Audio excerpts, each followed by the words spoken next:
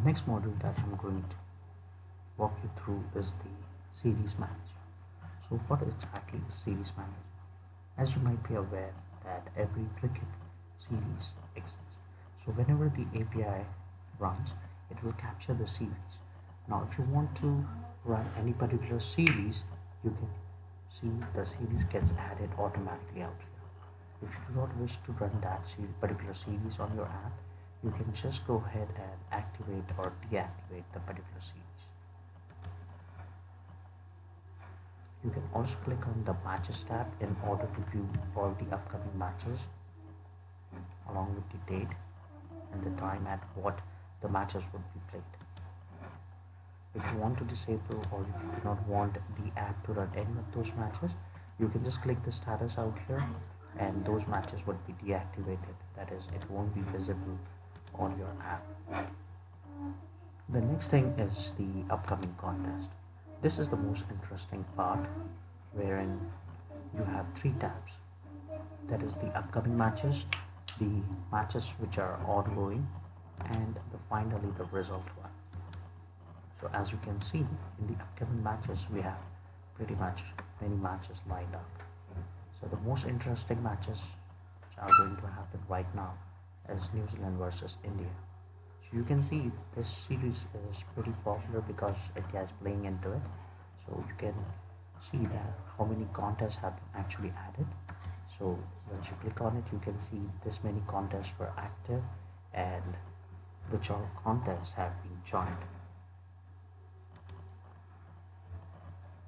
The next tab is those matches which are currently active, which are live, so you cannot add any contests. Now because this was not added like there are no contests added, so you can see the number of contests is 0.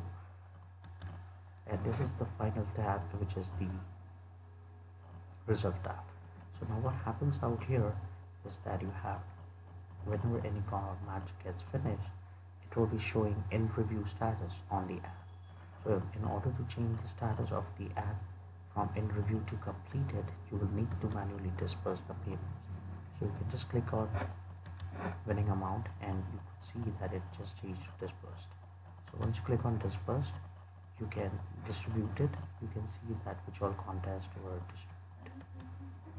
For example, you can see that this many contests were visible, and though the contest size was 1 to 0, nobody actually participated.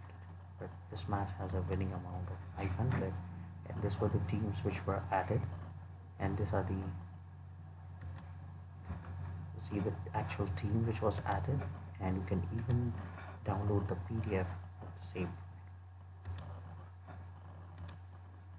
Now if you want to add any new contest to this particular upcoming match, you can just click on add contest, and over here you can view all the contests which are currently active. So you can select any of your choices, but because it is already added we cannot add new one.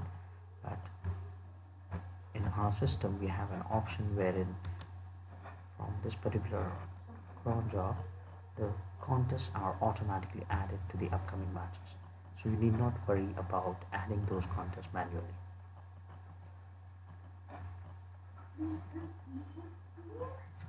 These are the cron jobs which actually does the work for you. You need to not worry about it because manually we will set it up into the server, so it will be running at a predefined time. The next module that I'm going to walk you through is the points management. Now this is most important aspect of the project because this decides how you want the system to calculate the points for the players or the actual players when they perform on field.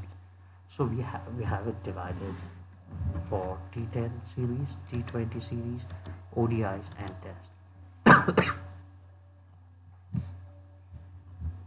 You can decide the points for the batting order, the number of runs. So if you want to give somebody 10 points for the one single run score, you can just update the number out here and click on update. Currently it is set to replicate what Dream11 has.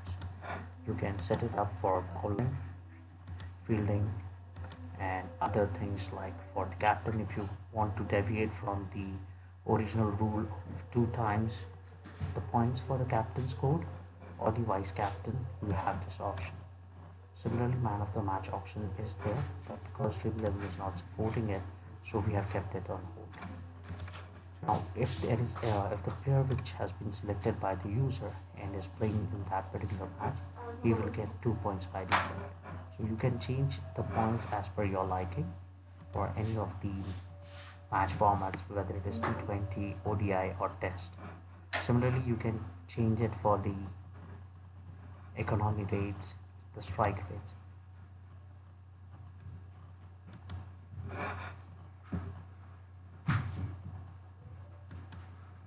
This is the most important aspect which you can use in order to market yourself and create a unique brand identity. The next module that I'm going to walk you through is the TDS section. Now, as you might be aware that TDS stands for tax deduction at source. So as you are already aware that if any winner makes more than 10,000 rupees in winning amount, tax needs to be deducted at source.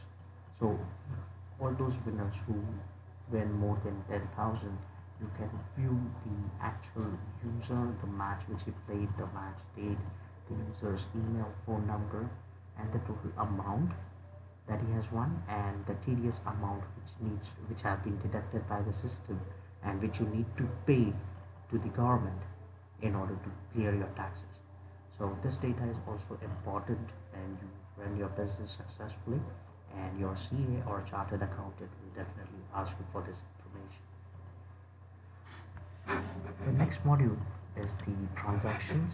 In transactions, you can view all the transactions done in the app. So the transaction types would be deposited cash by the users. On mobile verification, he would get a cash bonus. If his referral joins a contest, you get the user will get some credit, so that will be visible as join the contest. If he wins a contest, you can see it as a one contest amount. For referral joins, you can see the friend join contest. If any refund is done, even that is visible. Level up cash credited by the system is visible. If any coupons that he uses, while adding money, even that is visible. If a friend used invite code, that is visible. Withdrawal pending, rejected, and confirmed is visible. Similarly, we also have an option wherein the admin can add or deduct money from a user's account, which we will see in the forthcoming screens. Over here, this is especially very important screen because at the end of the day, you want to know how much you have made and what are the transactions that has happened per user, and if there's any issues that the user get back to you, like I added the payment but the payment is not reflecting in my account. This is the screen that you need to look into. You also have an option to filter the transactions by date. So if you want to see any transaction which was done today, you can just select the same date and click on search. So there was no transaction made today, and you can just reset it to view all the transactions. You would also need sometimes to export these transactions into an Excel file.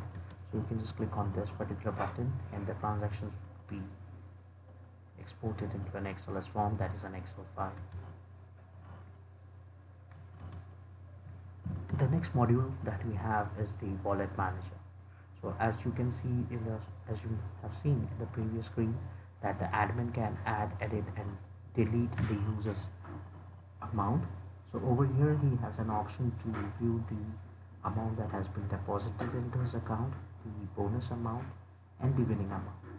So if the user has won anything, you can view everything out here. If the admin for any reason wants to add a payment into the deposited amount, you can just add it here.